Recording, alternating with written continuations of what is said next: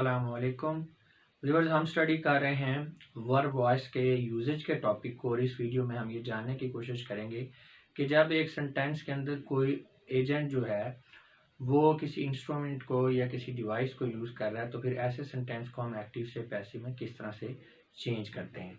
तो चलें देखते हैं जी। When an instrument or device is used by an agent in a sentence, it is expressed by with rather than by। जी, जब आपका agent जो है वो कोई इंस्ट्रूमेंट यूज कर रहा है तो फिर उस काम को इस एजेंट के साथ रिलेट करने के लिए हम बाई को यूज नहीं करेंगे, हम विद को यूज करेंगे। नॉर्मली क्या होता है कि जो हमारा एजेंट होता है उसको काम के साथ रिलेट करने के लिए हम बाई को यूज करते हैं कि भाई वो काम फलां बंदे ने किया है। लेकिन जब इंस्ट्रूमेंट यूज हो रहा है तो फिर बाई नहीं, विद को यूज करेंगे। ये बात आपने भूलनी नहीं है। जैसा कि the fish was caught with a net, ये सेंटेंस आपका ठीक है।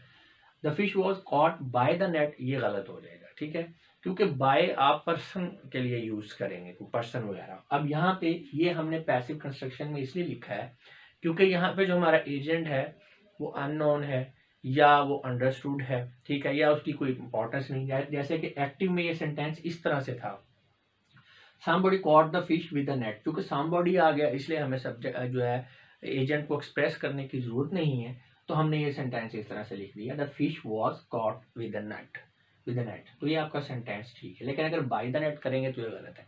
हाँ, अगर आप बात जो है वो कर रहे हैं पर्सन की, ठीक है ना, डिवाइस नहीं है, तो फिर तो बाय लगेगा। जैसा कि however when only an agent is involved then we use by only। हाँ जी, अगर आपका एजेंट इन्वॉल्व है तो फिर आपने बाय ही यूज करना है। जैसे the fish was caught by Ali. अब यहाँ पे नेट का जिक्र ही नहीं है। अगर इसके एक्टिव को देखें, ये एक्टिव वॉइस में सेंटेंस हमारा ऐसे था, Ali caught the fish, Ali ने जो है वो मछली को पकड़ा। तो यहाँ पे the fish was caught by Ali, तो एजेंट इन्वॉल्व है तो बाय यूज करेंगे। लेकिन अगर बात डिवाइस की हो रही है तो फिर उसके साथ विद लगेगा। अच्छा, अगर एजेंट और डिवाइस जो है वो दोनों यूज हो रहे हैं तो फिर क्या करेंगे, उसमें जरा कंस्ट्रक्शन आप देख लें। 3 तरह की कंस्ट्रक्शन आपकी बनेगी, 2 तरह की।